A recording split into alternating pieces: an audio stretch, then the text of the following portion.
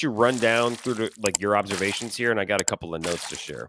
I had to share it last night, and I shared the photo of Ben Affleck standing outside smoking a cigarette, looking like he's just fucking over everything, just because and I mean over everything, because again, the Seattle Kraken go to another shootout. They lose 4-3 in a shootout. The Kraken have lost their last 4 out of their 6 games. This is the 5th time this season already that the Seattle Kraken have gone to overtime, period. And they've only won 2 out of those 5. And I saw this is a great stat. And shout out to the boys over at Emerald City Hockey. They shared this last night after the game. The Kraken have lost their last 6 shootouts. It has been, this is last night, so I'll tack on one more day, 571 days since the Seattle Kraken have won a shootout. This is not a thing that we're just saying and we're joking about like, oh, ha, ha, ha, put the big cat out there.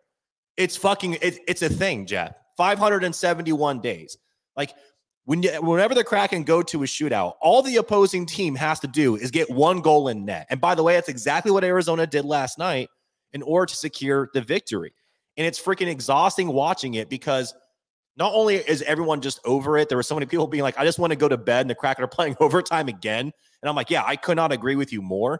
And then when it goes into a shootout, I'm like, you know what? At this point, just give the other team the point and let us go home, because we know what's going to happen. It's fucking embarrassing, if I'm being frank.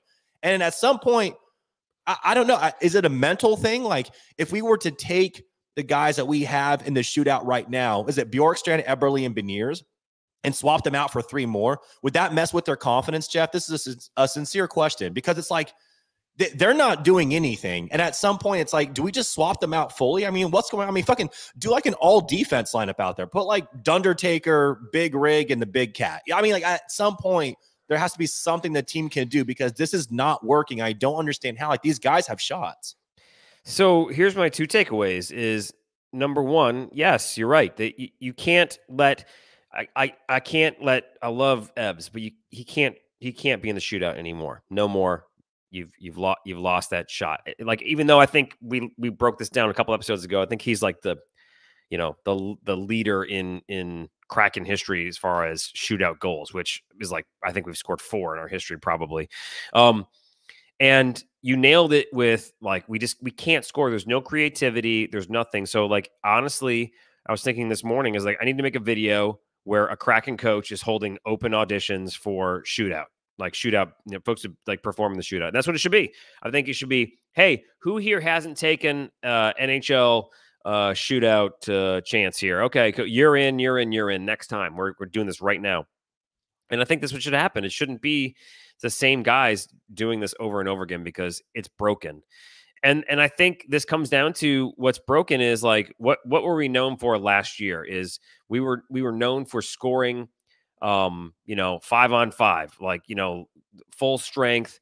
We could just score goals like crazy. But when it came Best in the league. Yep. When it came to special teams, we not good, right? And that's the same special teams we got.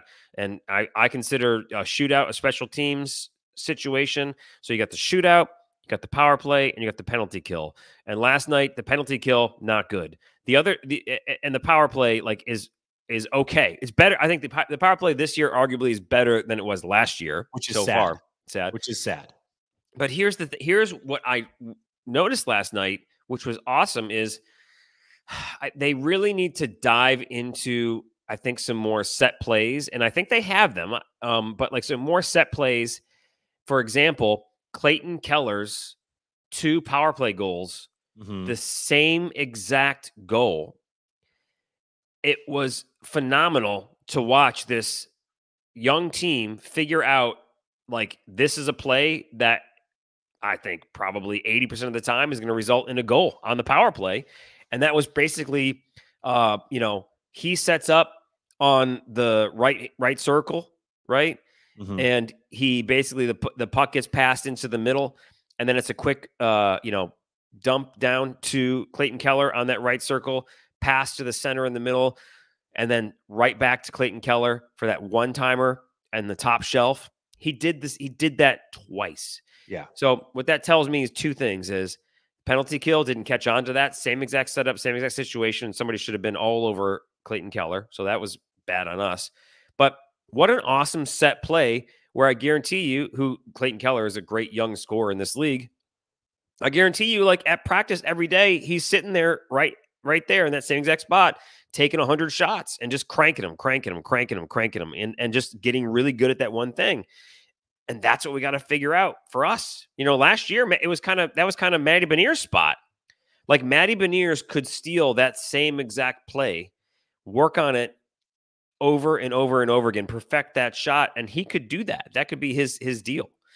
So it comes back to zooming out, creativity on offense, which we just don't necessarily have, because I think part of this is, and I'm just analyzing on the fly, Turbo not being around, and Turbo brings an element of, I think, chaos, an element of hustle. He works his ass off. He's out there making things happen, and he's kind of like the grease that gets the 5-on-5 scoring going and getting those gears turning. He's not around, so like I think he's a big part of that. So we're missing that, but we've got to figure out how to come up with some set plays on power plays. So we know this is our go-to. It's like an unstoppable thing, which obviously last night Clayton Keller's goals and that exact play was unstoppable. I want to see the Kraken start to work on those sorts of things through this season. Like if we don't make playoffs and this is like a bummer season and we've gone like downhill a little bit, we need to come away with like some very clear progress in a few of these areas at the least.